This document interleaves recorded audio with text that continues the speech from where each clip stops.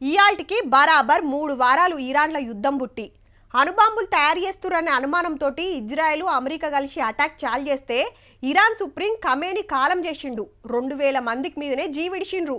Iran వాళ్ళు కూడా గట్టిగానే నిలబడ్డారు. గల్ఫ్ దేశాలకు సూటి పెట్టిండ్రు. యుద్ధం చేయవట్కే గ్యాస్ తక్లీవులు చిన్నగా లేవు దునియా అంతటికి. గిసొంటి అల్లా ఇయాలేమైందంటే ఎల్లుండి నుంచి మనకు గ్యాస్ తిప్పలు తప్పినట్టేనబ్బా. హోటళ్లు, హాస్టళ్లు, క్యాంటీన్లకు కమర్షియల్ గ్యాస్ సిలిండర్లు సప్లై చేస్తామన్నారు సెంటరోళ్ళు. జెప్పున అందరికి అందేటట్టు 100కి 20 ఎక్కువ నింపుతుండ్రట. అట్లనే వలస కూలీలకు 5 కేజీల సిలిండర్లు ఫ్రీ గీయాలని డిసైడ్ చేసిండ్రు. ఎవ్వలకు తిప్పలు కానియొద్దని అన్ని రాష్ట్రాలకు ఉత్తరం రాసిండ్రు. ఈ ముచ్చట ఇట్లుంటే ఇరాన్ అధ్యక్షుడు మసూద్ కు ఫోన్ చేసిండు మన మోడీ సారు.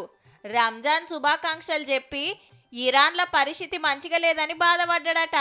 ఆ దేశంలో ఉన్న మనోళ్లను మంచిగా చూసుకుంటున్నందుకు తారీఫ్ చేసి యుద్ధం ఆగిపోవాలే, మళ్ళా ఎప్పట్లెక్క కావాలని కోరుకుంటున్నట్టు సోషల్ మీడియాలో రాసుకొచ్చిండు ప్రధానమంత్రి సారు. ఈ కొట్లాట చాలైనాక వాళ్ళకు మోడీ సారు ఫోన్ చేసుడు ఇదే తొలుత. ఇన్ని రోజులు గల్ఫ్ దేశాల పెద్దలతోటే మాట్లాడిండు. అయితే ఇరాన్ మీద అటాక్ నడుస్తూనే ఉన్నది. ఇరాన్ కూడా గల్ఫ్ దేశాల మీద కురుకుతూనే ఉన్నది. హిందూ మహాసముద్రంలో ఉన్న అమెరికా మిలిటరీ బేస్ మీద దాడి చేయబోతే మిస్ అయిందట. పరిస్థితి మంచిగా లేదని ఇజ్రాయెల్ అల్ అక్సా మసీదు మూసేసిండ్రు 60 ఏండ్ల తర్వాత. ఇరాన్ నుంచి ఆయిల్ కొనొద్దనే కండిషన్లు అమెరికా ఎత్తేసుడు తోటి కొన్ని దేశాలకు కొంత ఫాయిదా కాబోతుంది. కాకుంటే ఇది 30 రోజుల మందమే.